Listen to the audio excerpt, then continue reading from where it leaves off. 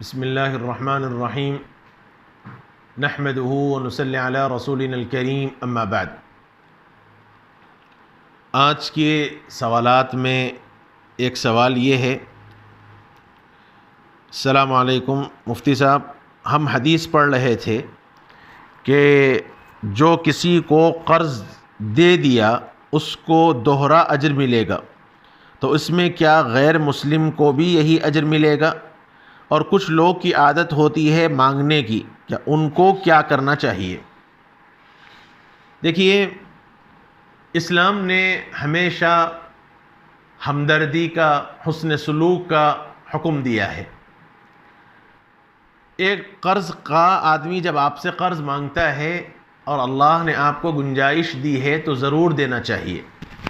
قرض حسنہ، قرض حسنہ کا مطلب ہے بغیر کسی جبر کے، بغیر کسی زبردستی کے، سامنے والے کو اس کی سہولت سے واپس کرنے کی مہلت کے ساتھ دینا، اس کا نام قرض حسنہ ہے۔ قرض دینے والے کو بڑے فضائل حدیث پاک کے اندر رسول اللہ صلی اللہ علیہ وسلم نے فرمائے ہیں، بڑے فضائل آئے ہیں۔ لیکن قرض آدمی چاہے مسلمان کو دے چاہے غیر مسلم کو دے، چونکہ ہمدردی، مساوات کا، حسن سلوک کا اسلام نے حکم دیا ہے، اس لیے غیر مسلم ضرورت مند بھائی کو بھی اگر قرض دیا جائے تو وہی ثواب ہے جو ایک مسلمان کو دینے پر ملے گا۔ البتہ سوال کا جو دوسرا جز ہے کہ بعض لوگوں کی عادت ہوتی ہے مانگنے کی، اب یہ چیز تو دیکھ لینی چاہیے۔ بعض لوگوں کا مزاج ہوتا ہے قرض مانگتے ہیں لیکن وقت پہ دیتے نہیں ہیں۔ اس لیے ایک محاورہ ہمارے حیدرآباد کے اندر معروف ہے کہ مانگنے قرض کے متعلق یوں کہتے ہیں کہ نہیں دے کے برے ہونا دے کے برے ہونے سے اچھا ہے۔ یعنی مطلب یہ ہے کہ ایک آدمی آپ سے قرض مانگا، آپ نے دے دیا، مہلت متعین کی، اب اس کے بعد مہلت کے بعد وہ نہیں دیتا، اب آپ مانگتے ہیں کہ صاحب میرا قرض دے دیجئے، وہ کہتا ٹھیک ہے دوں گا دوں گا دوں گا۔ بار بار جب آپ مانگیں گے تو برائی آئے گی، جھلا جائے گا۔ بعض تو ایسے ہوتے ہیں کہ ہاؤ صاحب دے رہا ہوں، کہاں جا رہا ہوں، بھاگ جا رہا ہوں کیا، اس قسم کی بھی بات کہتے ہیں۔ تو اب ایسی صورت میں دینے والے کے دل میں ایک گرانی ہوتی ہے، تو ایسوں کے یہ کہا گیا کہ دے کے برے ہونے سے نہیں دے کے برے ہونا اچھا ہے۔ یعنی ایک مرتبہ، پہلی مرتبہ معذرت کر دیں کہ نہیں صاحب اس وقت نہیں ہے، تو پہلی مرتبہ اس مانگنے والے کو تکلیف ضرور ہوگی، لیکن اس بار بار مانگنے سے جو تکلیف ہوتی ہے اس سے بہتر ہے۔ تو یہ تو ان لوگوں کے واسطے ہے جو عادی ہیں، یہ سوچ لینا چاہیے کہ کون آدمی ہے۔ واقعتاً کوئی ایسا ہوتا ہے جو دینا تو چاہتا ہے لیکن حالات کی وجہ سے مجبور ہوتا ہے، مواقع نہیں ہوتے، گھرا ہوا ہوتا ہے۔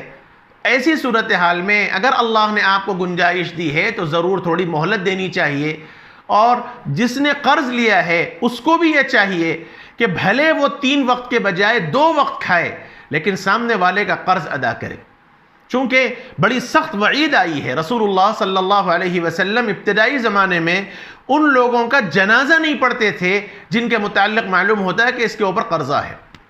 روایت میں آتا ہے جنازہ آیا، اللہ کے نبی نے پوچھا کہ بھئی ان پر کسی کا قرض ہے؟ تو ایک صحابی کھڑے ہوئے، ہاں رسول اللہ ان کے اوپر میرا قرضہ ہے۔ تو حضور چلے گئے، فرمایا کہ تم ان کی جنازے کی نماز پڑھ لو۔ تو ایک صحابی نے عرض کیا رسول اللہ آپ جنازہ پڑھا دیجئے، میں ان کی ذمہ داری لیتا ہوں، کیونکہ حضور کا جنازے کی نماز پڑھانا گویا مغفرت کی علامت تھی۔ تب حضور نے آ کر جنازے کی نماز پڑھائی، یہ ابتدائی مرحلے میں۔ تو اسلام کا تو حکم یہ ہے کہ آدمی قرض لے اور قرض ادا کیے بغیر مر جائے تو کل قیامت کے دن بڑا سخت وعید ہے۔ اور حدیث اور قرآن نے بھی یہ کہا کہ انسان جب انتقال کر جائے تو اس کے مال کی جب تقسیم ہوگی تو وراثت سے پہلے سب سے بڑا مسئلہ پہلے قرض ادا کیا جائے گا، قرض ادا کیا جائے گا، اور پھر اس کے بعد وصیت ادا کی جائے گی، اس کے بعد وراثت تقسیم ہوگی۔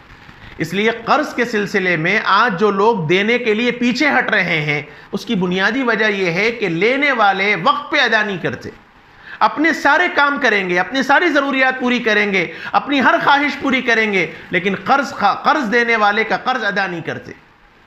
اس لیے یہ بہت غلط بات ہے۔ قرض دینے والے کو بھی چاہیے کہ تھوڑی مہلت دے دے، اور قرض جس نے لیا ہے اس کے لیے بھی ضروری ہے کہ وہ جلد سے جلد قرض واپس کرنے کی فکر کرے، بھلے 2 وقت کھائے، ایک وقت اپنے پیٹ کو کاٹ لے، لیکن سامنے والے کا قرض ادا کرے تاکہ وقت ضرورت پھر دوبارہ وہ ادا کر دے۔ اس لیے قرض کے سلسلے میں فضائل بھی بڑے آئے ہیں، اور احادیث کے اندر قرض ادا نہ کرنے کے سلسلے میں وعید بھی بڑی آئی ہے، اور خاص طور پر قرض کے سلسلے میں قرآن نے ایک حکم دیا ہے جس میں ہم بڑے کوتا ہیں، وہ یہ ہے کہ ایگریمنٹ ہونا چاہیے۔ یا ایھا الذین آمنوا اذا تداینتم بدین الی اجل مسمی فاکتبوہ، قرآن نے کہا کہ جب تم قرض کا کوئی معاملہ کرو تو اس کو لکھ لیا کرو۔ آج ہمارے سب سے بڑی کوتاہی ہے کہ ہم لکھنے کو برا سمجھتے ہیں۔ اگر کچھ ایگریمنٹ کیا جائے تو کہتے ہیں صاحب کیا ہے ہمارے تمہارے میں ایگریمنٹ، کیا اتنے غیر سمجھ رہے ہیں ہمارے کو آپ؟ حالانکہ یہ قرآن کا حکم ہے۔ قرآن نے کہا کہ اے مسلمانوں، جب آپس میں تم ایک دوسرے سے لین دین کا معاملہ کرو، قرض کا معاملہ کرو، تو لکھ لیا کرو، ایگریمنٹ کر لیا کرو، وقت متعین کر لو، اور اگر ضرورت پڑے تو رہن رکھ لو۔ اسلام نے رہن کا بھی حکم دیا کہ اس کے برابر کوئی چیز تم اپنے پاس اس کو رکھ لو۔ جس پر آج کوتاہی ہوتی ہے، ایگریمنٹ نہیں ہوتا، لکھی پڑھی نہیں ہوتی، اس کے نتیجے میں قرض میں ٹال مٹول ہوتا ہے۔ اس لیے اسلام نے جو حکم دیا اس کے مطابق عمل کرنا چاہیے۔